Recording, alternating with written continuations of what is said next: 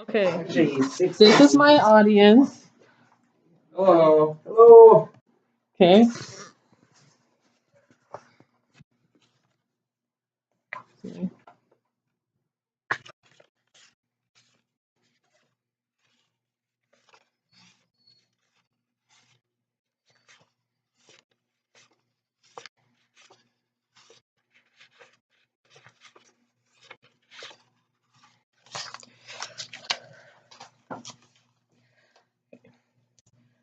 A quote from a Military Times magazine says that veterans with service dogs have a 22% higher rate of life satisfaction, with similarly increased rates of mental health, resilience, and ability to participate in everyday social life.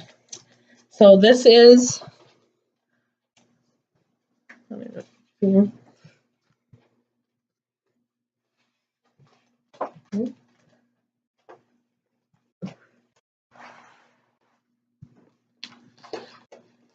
this is Norman. This is my husband's service dog. My husband suffers from PTSD and a traumatic brain injury. So Norman helps him with being independent in everyday life, while also without being distracted by the deficits he faces from his invisible injuries.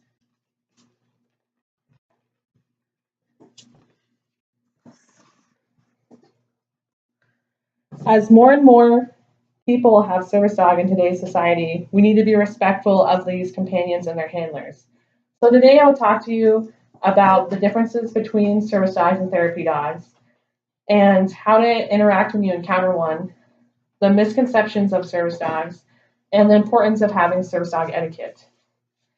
So first of all, the differences between service dogs and therapy dogs. These terms can go interchangeably, however, there are major differences between them.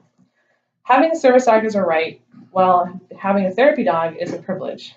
Service dogs perform a specific task for handlers, while therapy dogs solely provide emotional support. Service dogs are federally allowed to be in any public place, while therapy dogs can go into public places with permission. Most of the times you see them in hospitals, schools, and nursing homes. The American Kennel Club sums up the difference by saying that therapy dogs are available by request to provide support and comfort, while a service dog provides support and performs a specific task for one individual with a disability. Now that I've talked to you about the differences between a service dog and a therapy dog, I will talk to you about how that relates to common misconceptions of them. An article written by animalbliss.com says that the most widespread misconception is that service dogs have to be certified or registered after completing training. However, that is not always that true, depending on who your trainer is. In the U.S., the Americans with Disabilities Act allows individuals to utilize service dog based on two things. The first thing is that they're required because of a disability. The second thing is because they've been trained to perform a specific task. Another misconception is that they aren't allowed to go anywhere. They are allowed to go anywhere. They're federally allowed to go anywhere, any public place. Private places can always tell them they can't come into that place. Another misconception is that they are a feel better or feel good dog. They provide comfort like therapy dogs, but in a different form. They're only for deaf, paraplegic, or blind individuals. Research and rehabilitation has evolved in that they have found that individuals with mental illness, autism, seizures, and diabetes can benefit from having a service dog as well. So, and the last misconception is that any dog can be a service dog. And while that may be true, every dog has to go through a qualification test. And the biggest thing is that the dog has to be protective but not aggressive. Now that I've talked to you about common misconceptions of service dogs, I will talk to you about how that relates to how to interact with one when you encounter one. So first of all, when you encounter a service dog, you can acknowledge them, but don't draw too much attention to them. An article by VitalEssentialRaw.com states that service dogs need to be focused on their handler to do their job. Distracting it may risk the health and safety of the handler who is disabled. You can talk to the handler, but not the dog. It is not rude to ignore the dog. And the last thing is that you are aren't allowed to pet them. It can distract them from doing their job. Now that I've talked to you about how to interact when you encounter a service dog, I will talk to you about the importance of having service dog etiquette. The most important thing to remember is that they are in a public place for a reason, not as a social commodity.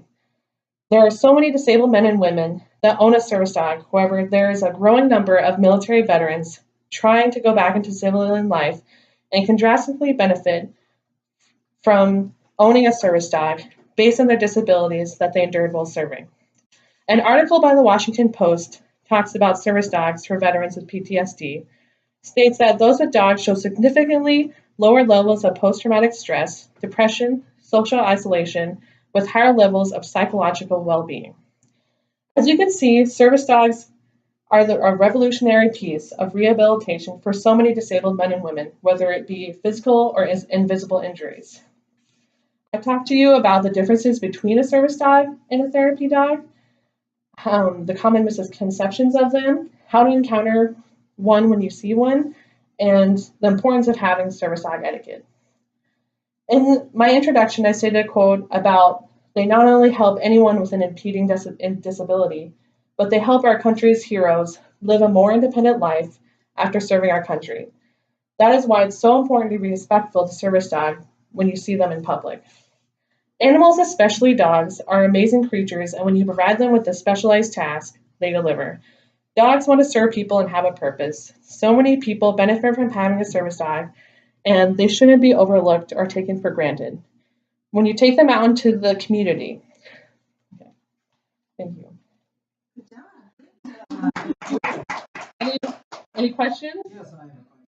Okay. Are there any requirements beyond being non-aggressive?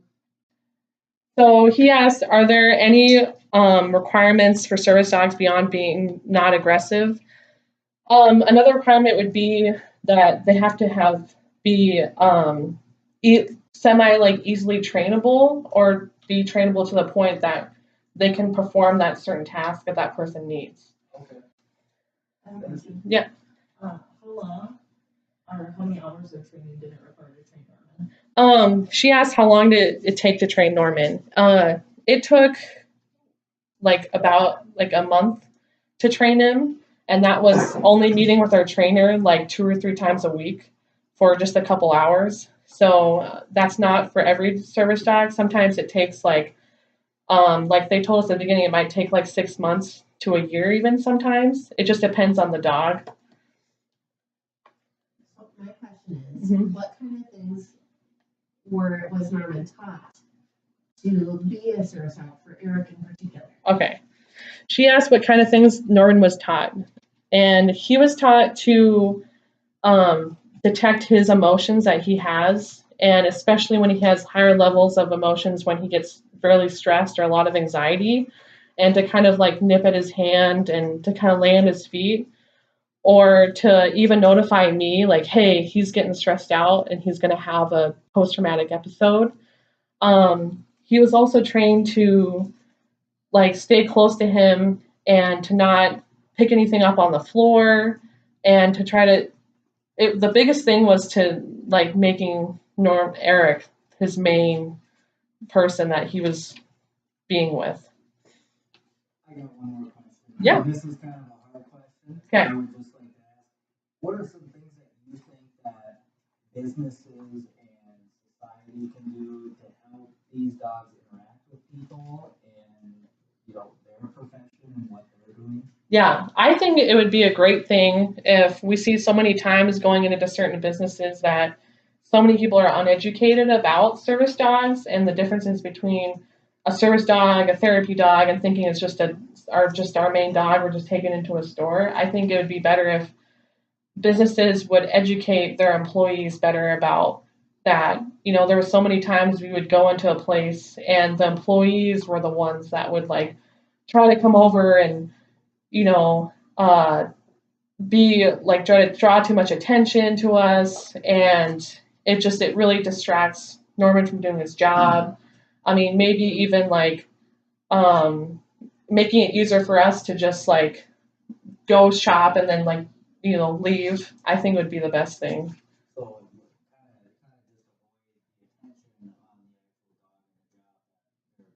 Yeah. Yep. Yeah. I have a question. Mhm.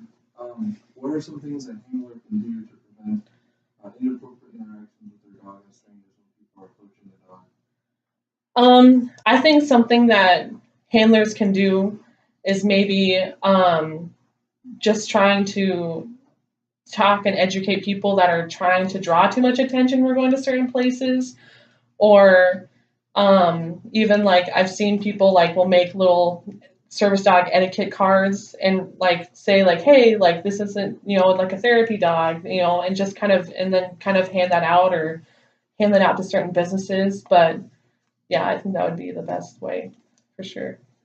Just another question. Do you think it would be beneficial if businesses put signs outside their business saying that we promote and accept? Yes, I think definitely. I've seen them a lot. There was one actually today I saw outside of a grocery market. There was where they allow service dogs. And the biggest thing that's a problem today is that there's so many fakes out there.